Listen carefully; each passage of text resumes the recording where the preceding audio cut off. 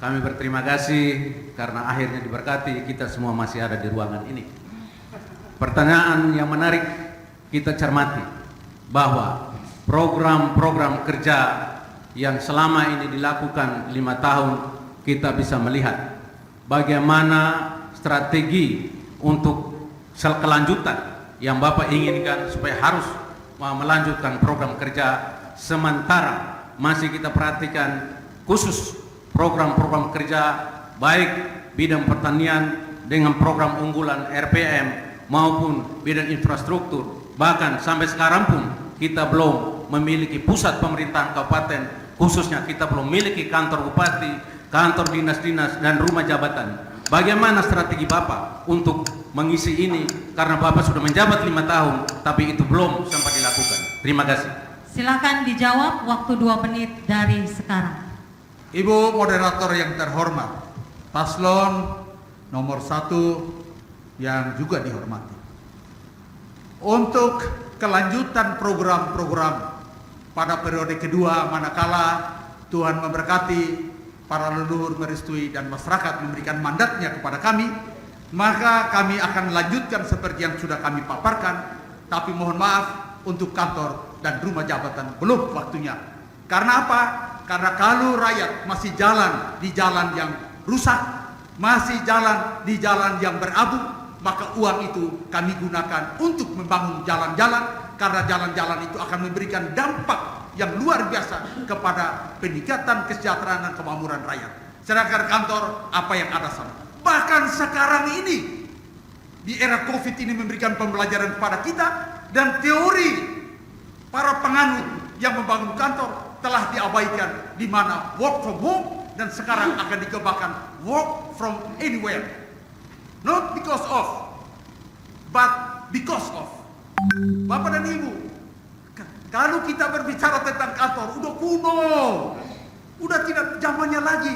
Karena sekarang ini dengan kemajuan teknologi, kita tidak perlu bekerja di kantor, kecuali kantor-kantor yang memberikan pelayanan langsung kepada masyarakat. Tapi seperti kantor bupati, tidak perlu. Bupati punya kantor itu adalah di tengah-tengah rakyat. Yang dibutuhkan itu adalah tanda tangan.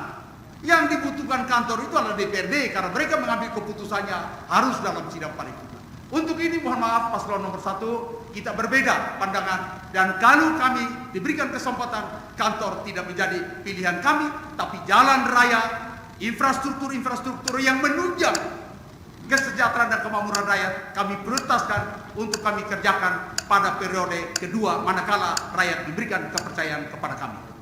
Waktunya habis, silahkan ditanggapi. Terima kasih. Berbeda dalam pendapat karena memang pendapatan kita berbeda.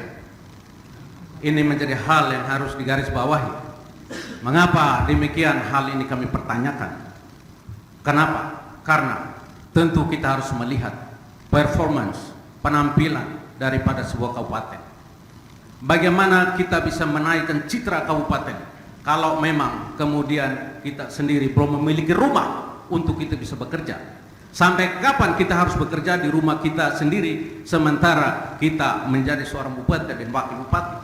Tentu berpandangan kami pasti akan berbeda, karena mau tidak mau untuk mengangkat citra Kabupaten Melaka, kita harus memiliki pusat pemerintahan kabupaten dengan lahan-lahan yang sudah disiapkan di Kecamatan Melaka Tengah yang menjadi pusat Kabupaten Melaka. Maka hemat kami, kita tetap berbeda, karena tentu harus dibangun kantor-kantor, terutama kantor bupati, dinas-dinas terkait, katakanlah seperti dinas kependudukan. Orang mau mengurus KTP, tentu mereka juga butuh tempat-tempat yang representatif, sehingga ketika mereka datang mengurus, mereka bisa melihat bagaimana kantor kita. Juga mereka bisa tidak seperti pasar orang datang, atau tidak seperti antre BRI, bank-bank umum yang kelihatannya ada kesan seolah-olah ini bukan kantor dinas kependudukan tapi menjadi tempat umum. Nah, ini kita ingin supaya image kita, harga diri kabupaten perlu kita tonjolkan, karena bagaimanapun pencitraan sebuah kabupaten juga menunjukkan jati diri kepada masyarakat umum maupun masyarakat pada khususnya. Untuk itu mohon maaf paslon 02, kita tentu berbeda, karena perbedaan itu indah untuk bisa dicarikan kecocokannya. Terima kasih. Mohon pandangan tanggapan dari paslon 02. Silahkan ditanggapi kembali, waktu 2 menit dari sekarang.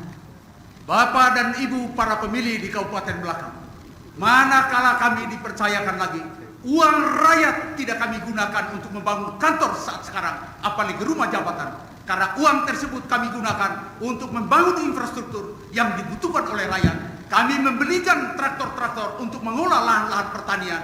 Kami membuat jembatan-jembatan yang dibutuhkan oleh rakyat. Kami beli mobil-mobil tangki untuk mensuplai air bersih kepada rakyat-rakyat yang masih membutuhkan. Mungkin bupati ketiga keempat yang pada saatnya dia akan membangun kantor. Tapi untuk bupati pertama dan kedua tidak boleh. Saya ingatkan Bapak Gubernur Tenggara Timur, beberapa waktu yang lalu ketika meresmikan sebuah kecamatan di Rote, dia memberikan peringatan kepada Bupati Rote, pemekaran wilayah tidak berarti harus bangun kantor, karena harus diutamakan lebih dulu kepentingan-kepentingan rakyat harus didahulukan. Oleh karena itu, masyarakat pemilih Kabupaten Belakang, pilihlah kami. Uang rakyat kami tidak pakai untuk bangun kantor, kami tidak pakai untuk bangun rumah, tapi kami gunakan terlebih dahulu untuk memenuhi kebutuhan-kebutuhan infrastruktur yang ada, sehingga rakyat bisa mempercepat akses kemana-mana. Karena apa? Karena berkantor itu dari mana saja. Saya beri ilustrasi, kalau saya tanda tangan sebuah surat keputusan di bawah pohon, di tengah jalan, apakah surat itu tidak berlaku? Berlaku. Berlakunya surat itu bukan karena tanda tangan di rumah yang mewah, bukan, beda sekali. Oleh karena itu, saudara saya paslon nomor 1, biarkan saudara memegang perbedaan tersebut, biarkan kami memegang perbedaan ini, dan berikan kami kesempatan manakala Tuhan memberkati, leluhur merestui dan rakyat memberikan mandat kepada kami, maka kami tetap belum membangun kantor pada era kepemimpinan kami yang kedua. Terima kasih. Perdebatan yang seru dan sangat menguras energi. Kita akhiri segmen 4 dengan memberikan tepuk tangan yang meriah untuk kedua pasangan calon. Hadirin dan pemirsa, usai jeda kita akan mendengarkan komitmen pasangan calon untuk membangun Malaka 5 tahun ke depan. Kita jeda sejenak.